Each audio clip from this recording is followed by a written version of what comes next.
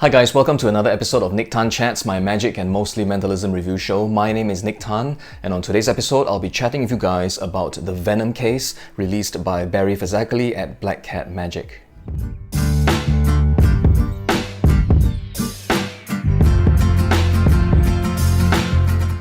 So hi again guys, welcome back to the channel, and as always, thanks for showing up, thanks for tuning in, and thanks for spending some time with me today. So if you are a subscriber to the channel, you'll know that I've been away for a while, right? I haven't uploaded any videos as of late, but I've been, just busy, tied up with shows and stuff, right? Because 'tis the season to be busy. And so for professional entertainers here, it really is the time that we are all just starting to get our work in, often just, ending up doing like back-to-back performances. So yeah, the YouTube videos have taken a bit of a back seat at this point in time, but today I've got some free time, all right? It's a Saturday afternoon, so I thought I'd quickly squeeze in one episode for you guys, all right, just in case there's some of you out there who happen to, miss my cute face. Also, a quick announcement in other news, all right, in case you haven't heard, I will be actually lecturing at My Invention X, all right, that will be happening in February next year, all thanks to the one and only Luca Volpe. So thank you, Luca, for this opportunity, because he was the one who actually kind of suggested me as one of the lecturers for My Invention X. So I'm really happy, really excited, really honored as well. I'm really looking forward to this, I think, 2-hour lecture. So I'm just kind of planning the material at this point in time. And also I'll be discussing something called the decoy peak, all right, which some of you may have heard of. It's a peak method of mine, all right, which I will be talking about really briefly at My Invention X. But enough about me, let's get down to today's episode. So today we'll be talking about the Venom case. What is the Venom case? Well, it's a imp device, all right, that is built into a business card case. One of those aluminum metal card cases. So what does the Venom case look like in performance? So roughly, all right, it looks something like this, okay? You display your business card case, all right? You open it up, and from within it, you remove your business card, okay? In this case, I'm just using, blank billet stock, and then you lay it on this kind of surface over here. So you hand this unit to the spectator, so they will be kind of, holding it like this, all right? And you hand them the marker, and you have them write down, let's just say, a 4-digit number, all right? So they will be in this kind of a position, okay? Using this as like a little table, little desk, and they will have this little kind of shield, I suppose, for added privacy, okay? And then they will write down, whatever it is they wish to write down, okay? A 4-digit number, a short word perhaps. And then from there, they take the card, they can pocket the card, get rid of it, and then they will hand you back the case, okay? So now, depending on how they hand you back the case, either in its open condition or in its closed condition, all you need to do now is a really quick thing, okay, to remove another business card, and then from there, you will have all the information you need to proceed with your routine however you see fit. So let's quickly talk about what you'll get inside your Venom case package. So first of all, you'll receive the Venom case itself, all right, which is this case over here, which is kind of like a double compartment kind of a card case, okay? So that's one thing you will receive. The second thing you will receive is this, okay? This is, I think it's referred to as the Venom case Lite.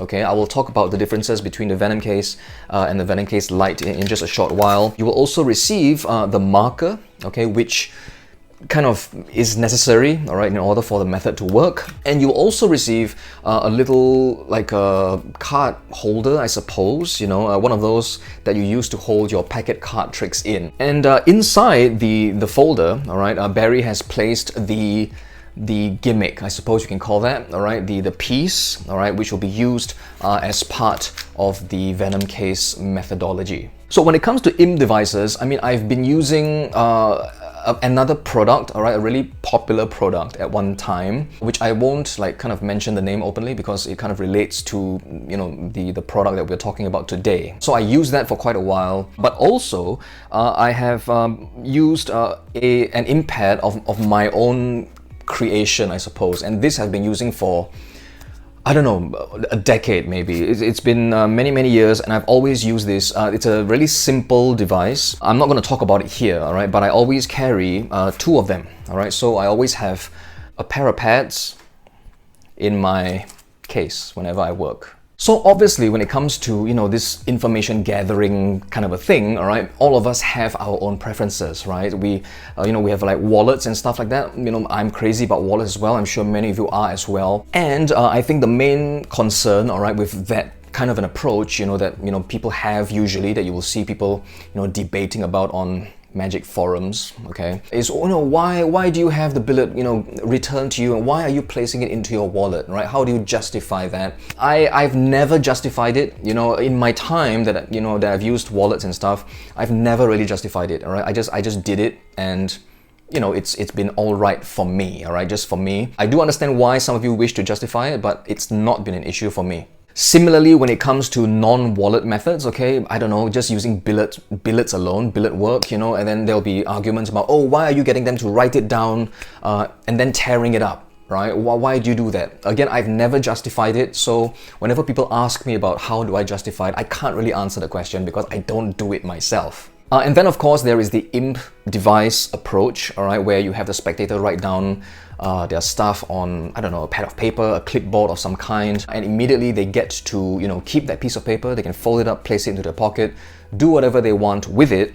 You don't have to touch that piece of paper, don't get to see it, and yet, you will still be able to do what needs to get done. This sort of an approach obviously does have its logical kind of pros, I suppose. However, it does come with its method cons.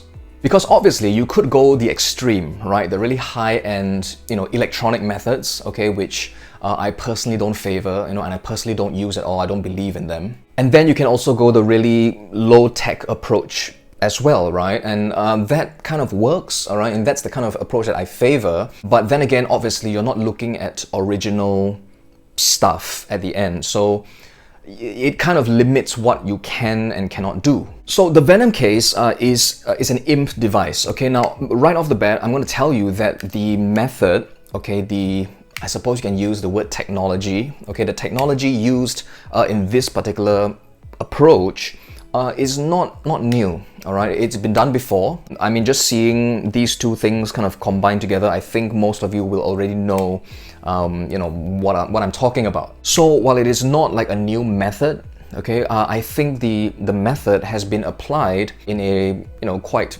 practical way. So let's talk a bit about the case. I mean, there are like two compartments. Okay, so one compartment is kind of like not really used during the routine. All right, it only is there for the method to work. And then the other side, you can use this part of the case to keep your business cards. So this can be used to contain whatever cards you wish to use for your routine, right? When you remove the card from here, you place it on this surface, you hand it to the spectator this way, and you have them write down their thought. So at this point, let me address a little thing, all right, which I think some of you may be thinking to yourself. So some of you may be thinking, oh, you hand this to them, what if, they don't use the case to write on, right? What if they just, use their hand or something, or they just walk away and use the wall or something like that to lean it up against? And the answer to that is just really audience management. Now, you wish to have the logical benefits of using such a method.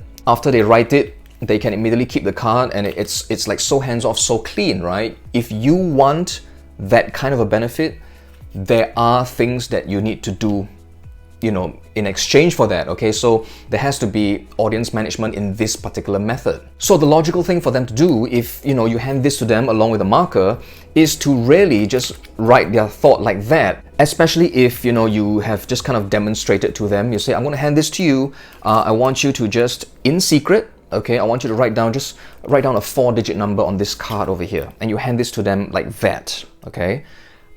I can almost guarantee you they are going to do exactly that.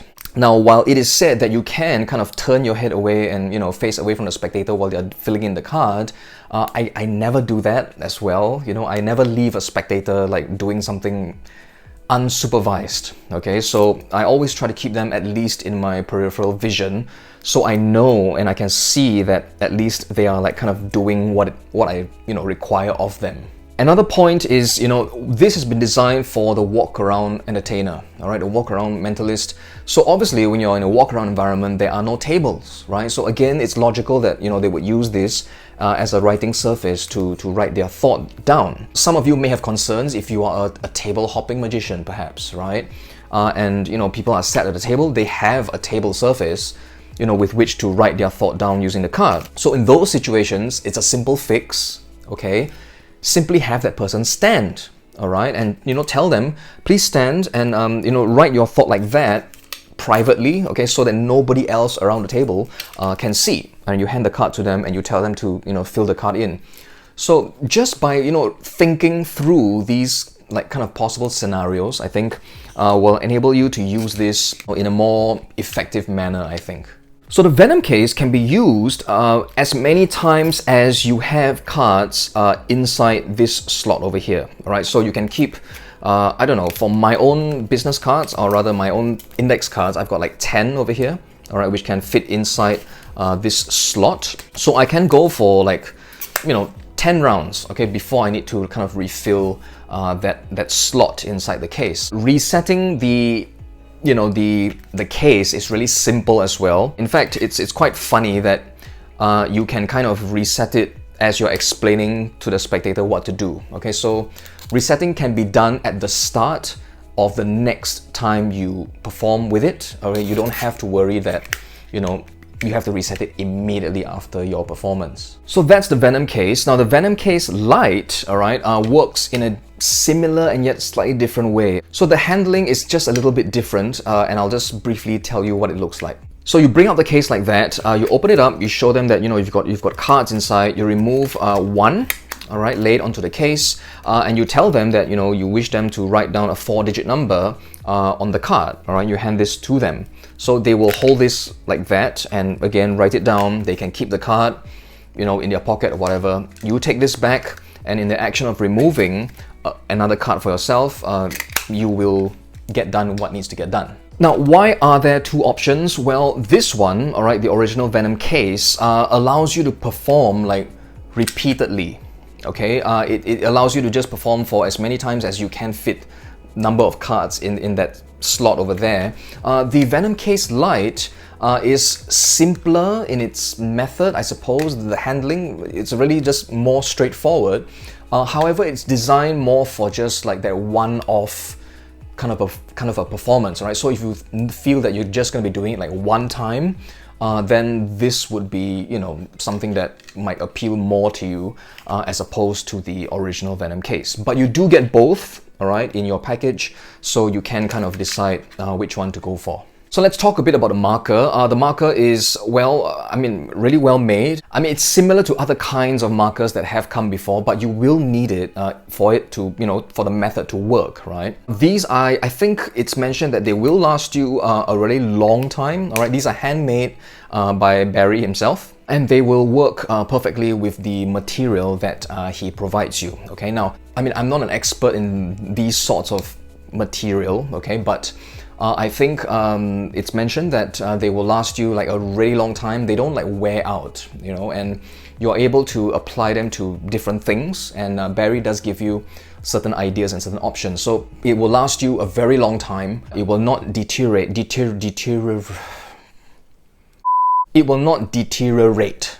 The markers, eventually, I suppose they will wear out. Okay, they will run out of ink, but you can easily get some more from Black Cat Magic.